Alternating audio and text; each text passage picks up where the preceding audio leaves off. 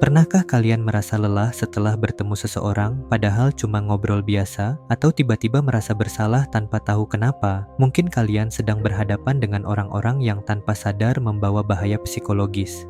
Menurut Carl Jung, setiap manusia memiliki sifat-sifat yang tidak disadari dalam dirinya dan hal ini dapat memengaruhi hubungan dengan orang lain. Salah satu temuan penting Jung adalah bahwa ancaman terbesar dalam hubungan sosial bukan berasal dari orang jahat yang mudah dikenali seperti penipu atau pelaku kriminal, tapi justru dari orang-orang yang sebenarnya baik namun tidak menyadari bahwa sikap atau perilaku mereka dapat merusak hubungan dengan orang lain. Dalam kehidupan sehari-hari, kita biasanya waspada terhadap orang-orang yang memang sudah jelas jahat atau menyebalkan. Tapi menurut Jung, ternyata bahaya yang sesungguhnya justru sering datang dari orang-orang yang kelihatannya baik-baik saja, bahkan bisa jadi orang-orang yang dekat dengan kita. Orang-orang ini sebenarnya dikendalikan oleh apa yang Jung sebut sebagai shadow atau bayangan. Ini adalah sisi negatif dari kepribadian yang tidak mereka sadari keberadaannya, atau justru mereka tutup-tutupi karena tidak mau mengakui kalau mereka punya sifat seperti itu.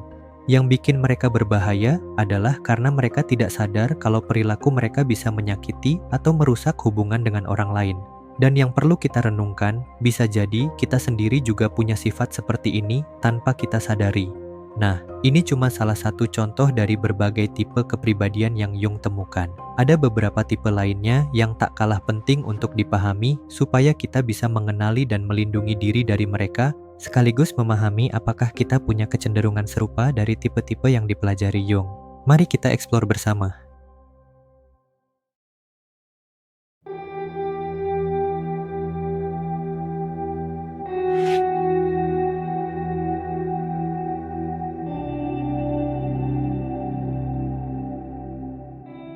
Di awal 1900-an, ketika dunia psikologi mulai menggali lebih dalam tentang alam bawah sadar manusia, para ahli menemukan bahwa ada pola-pola destruktif yang terus berulang dalam relasi antar manusia. Salah satu yang paling sering ditemui adalah orang yang terjebak dalam peran korban atau yang sering disebut playing victim.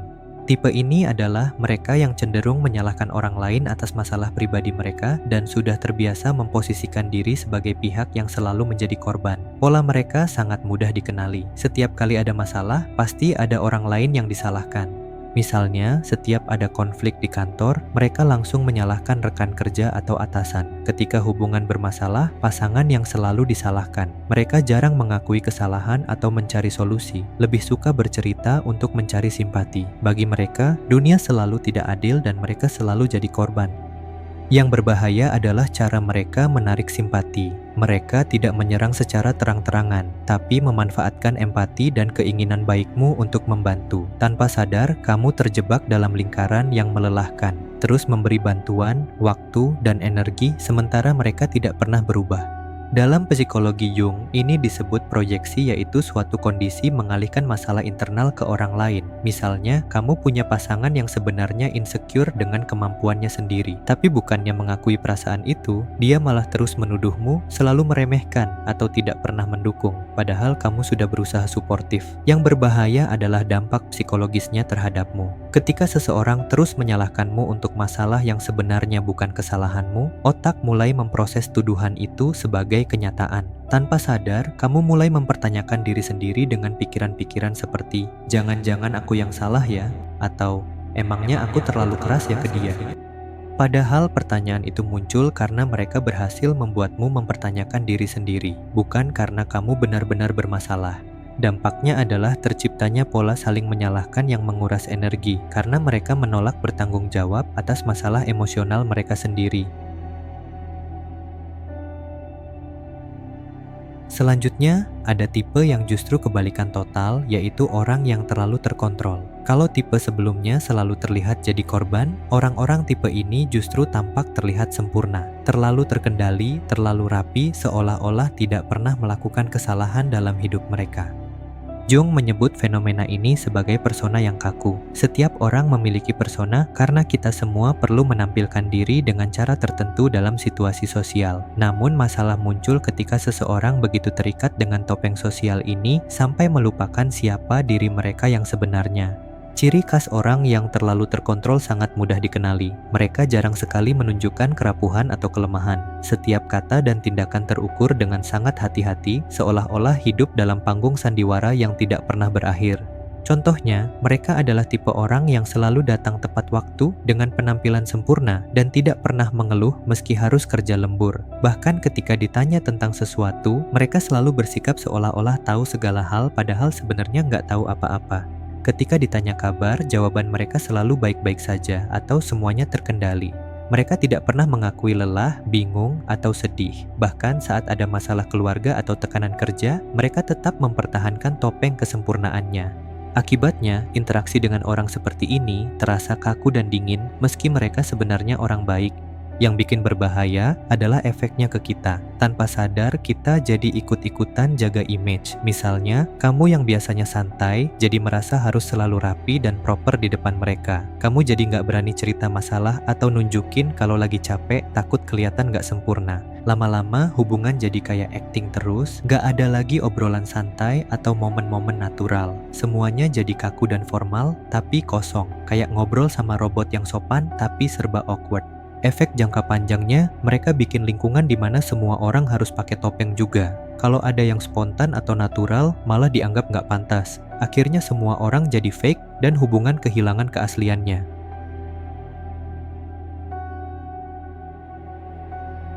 Selanjutnya, ada tipe orang yang cenderung meledak secara tiba-tiba. Jung menjelaskan hal ini sebagai shadow yang tidak terintegrasi, yaitu ketika emosi atau impuls yang selama ini ditekan akhirnya meledak saat seseorang kehilangan kontrol diri. Tipe ketiga ini biasanya dikenal sebagai pribadi yang penyabar dan baik hati oleh orang-orang di sekitarnya. Namun tiba-tiba mereka bisa meledak dengan amarah yang luar biasa karena hal-hal kecil yang sepele. Amarah mereka tidak sebanding dengan pemicu yang sebenarnya. Misalnya, mereka bisa marah besar-besaran karena gelas yang jatuh atau marah karena komentar biasa yang seharusnya tidak menyinggung. Jung menjelaskan bahwa kita semua memiliki shadow atau sisi gelap dalam diri kita. Shadow ini bisa berupa amarah yang terpendam, kecemburuan, keegoisan, atau emosi-emosi negatif lainnya. Jika terus-menerus dipendam dan tidak pernah diakui keberadaannya, suatu saat shadow ini akan meledak dengan cara yang tidak terkendali. Mereka yang memiliki tipe ini sangat sulit untuk ditebak. Di luar rumah atau di hadapan orang lain, mereka terlihat santun dan terkendali. Tapi di rumah atau dengan orang-orang terdekat, mereka bisa menjadi sangat kritis dan pendendam. Mereka juga cenderung tidak toleran terhadap kelemahan orang lain, karena itulah hal yang paling mereka benci dalam diri mereka sendiri. Hidup bersama atau berinteraksi dengan mereka seperti berjalan di atas es yang tipis. Kamu tidak pernah tahu kapan ledakan amarah berikutnya akan terjadi dan apa yang akan memicunya. Situasi ini menciptakan ketegangan konstan yang sangat menguras energi mental. Mereka menciptakan dampak berupa ketidakstabilan emosional karena terlalu fokus mempertahankan persona baik sambil menekan sisi gelap mereka. Lingkungan di sekitar mereka pun menjadi tidak aman secara emosional karena orang lain harus selalu siaga menghadapi ledakan yang tidak terduga. Kemudian, ada tipe yang cenderung menghakimi orang lain. Dalam psikologi Jungian, hal ini disebut proyeksi shadow melalui moralitas ekstrem, yaitu ketika seseorang menggunakan standar moral sebagai cara untuk menyembunyikan sisi gelap mereka atau malah menghakimi kelemahan diri sendiri. Mereka gemar sekali memberi nasihat moral kepada orang lain, mengkritik perilaku orang di sekitarnya, dan merasa diri mereka paling benar dalam segala hal. Bedanya dengan tipe sebelumnya, mereka tidak meledak dengan amarah yang eksplosif. Justru mereka menggunakan kebaikan dan moralitas sebagai senjata untuk mengontrol orang lain. Menurut Jung, sikap moralistik yang ekstrim seringkali adalah cara untuk menutupi sisi gelap diri sendiri. Mereka tidak mau mengakui kelemahan atau kesalahan yang ada dalam diri mereka. Jadi mereka sibuk mencari dan menunjukkan kesalahan orang lain. Kata-kata mereka sering dibungkus dengan dalih niat baik. Mereka akan berkata, "Aku hanya ingin membimbingmu agar kamu menjadi lebih baik," atau "Kamu harus berubah demi masa depanmu sendiri." namun efek dari kata-kata mereka adalah meracuni secara perlahan. Kamu mulai merasa selalu salah dan tidak pernah cukup baik, bahkan untuk hal-hal yang sebenarnya wajar dan normal. Mereka tidak benar-benar mencari kebenaran atau ingin membantu. Yang mereka cari adalah kendali atas orang lain melalui rasa bersalah dan inferioritas yang mereka tanamkan. Akibatnya, hubungan jadi tidak seimbang. Ada yang merasa lebih suci dan ada yang merasa lebih berdosa. Ini bikin orang lain jadi nggak percaya diri. Mereka senang jadi hakim yang menilai orang lain, sementara orang lain dipaksa jadi pihak yang dihakimi.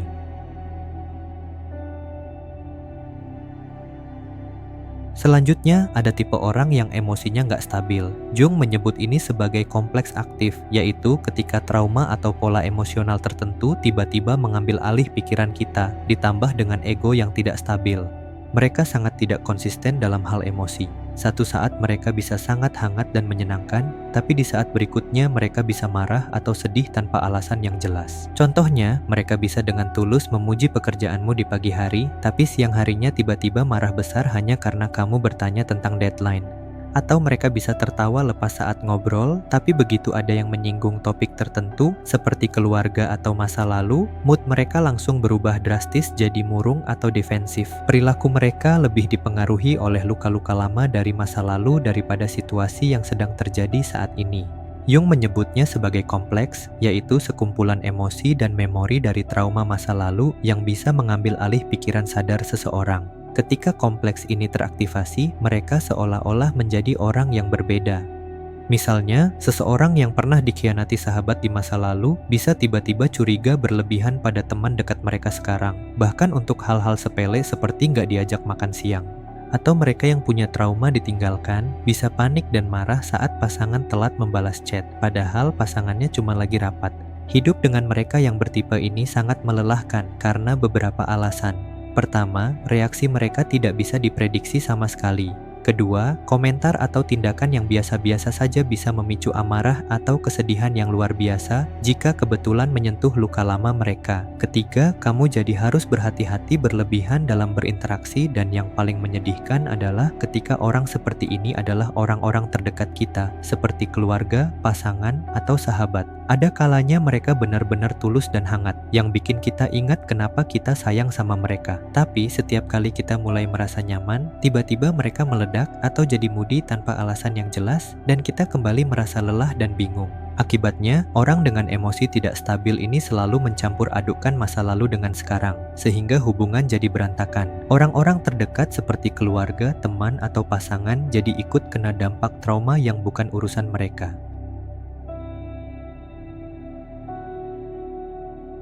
Terakhir adalah tipe orang yang terlalu bergantung secara emosional. Jung menyebut ini sebagai keterikatan tidak sehat, yaitu ketika seseorang bergantung pada orang lain untuk menentukan siapa diri mereka. Tipe ini adalah orang yang selalu butuh perhatian, dukungan, dan pujian dari orang lain. Contohnya, mereka bisa chat kamu berkali-kali dalam sehari hanya untuk curhat masalah yang sama, atau selalu minta pendapat untuk hal-hal sepele seperti mau makan apa atau pakai baju apa. Awalnya, kamu mungkin senang karena merasa dibutuhkan dan berguna, tapi lama-kelamaan kamu akan sadar bahwa tenaga dan pikiran kamu terkuras habis tanpa disadari.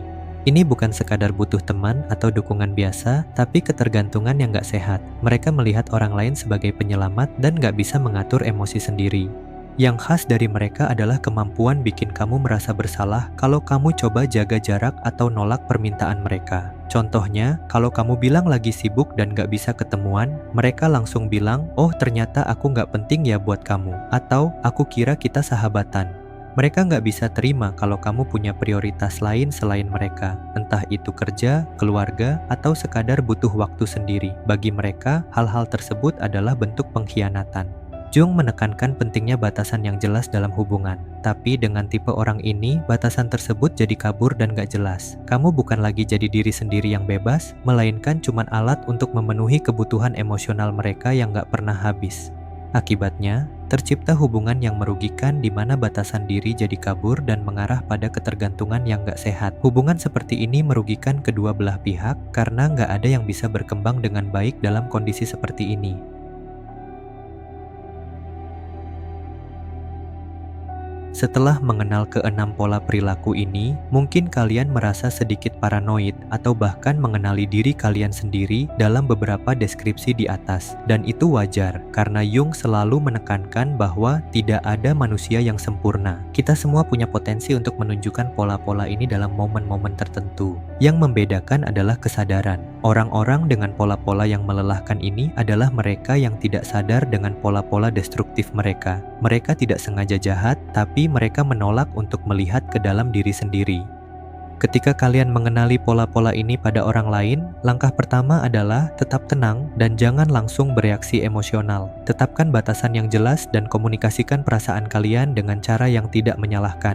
Misalnya, daripada bilang, Kamu selalu menyalahkan orang lain. coba sampaikan dengan, Aku merasa lelah ketika kita terus membahas masalah yang sama tanpa mencari solusi. ingat, kalian tidak bertanggung jawab untuk menyembuhkan orang lain atau mengorbankan kesehatan mental kalian untuk menjaga perasaan mereka. Dan kalian bisa mulai menjauh ketika mereka menolak untuk berubah meski sudah dikomunikasikan berkali-kali, ketika kesehatan mental kalian mulai terganggu, atau ketika hubungan sudah menjadi satu arah di mana kalian terus memberi tapi tidak pernah menerima dukungan balik.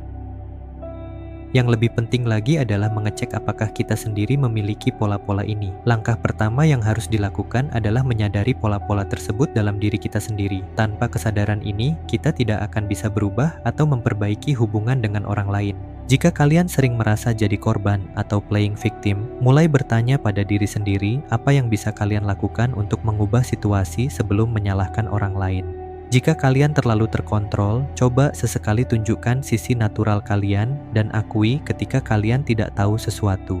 Untuk yang sering meledak tiba-tiba, kenali trigger kalian dan tanya pada diri sendiri apakah amarah kalian sebanding dengan masalahnya sebelum bereaksi. Jika kalian punya pola yang suka menghakimi, setiap kali mau mengkritik orang lain, tanya dulu apakah kalian juga pernah berbuat hal yang sama.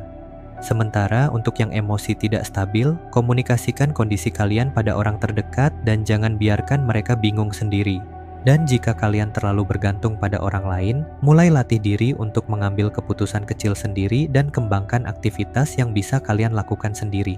Penting untuk dipahami bahwa tujuan dari memahami pola-pola ini bukan untuk menghakimi atau menjauhi semua orang. Kita semua manusia yang tidak sempurna dan setiap orang berhak mendapat kesempatan untuk tumbuh dan berubah. Yang perlu kita lakukan adalah mengembangkan kesadaran dan keterampilan mengelola hubungan dengan lebih sehat.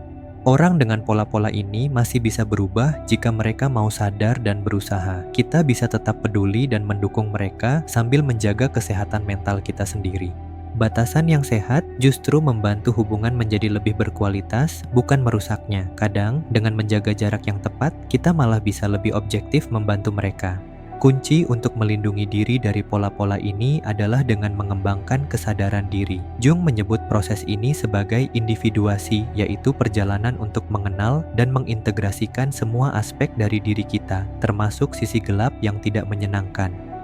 Semakin kalian sadar dengan pola-pola internal kalian sendiri, semakin sulit bagi orang lain untuk memanipulasi atau menguras kalian. Ketika kalian tahu siapa diri kalian, kalian tidak mudah kehilangan identitas dalam drama orang lain. Pada akhirnya, kalian berhak untuk hidup dengan damai, berhak untuk dikelilingi orang-orang yang menghargai kalian, dan berhak untuk menjadi diri kalian sendiri tanpa harus memakai topeng atau menjadi sandera dari drama orang lain. Nah, itu dia 6 tipe orang yang perlu kita waspadai sekaligus harus kita sadari dalam diri sendiri. Semoga bermanfaat dan bisa menambah awareness kalian terhadap pola-pola ini. Kalau punya pengalaman serupa atau mau nambahin, bisa langsung tulis di kolom komen ya. See you in the next dimension.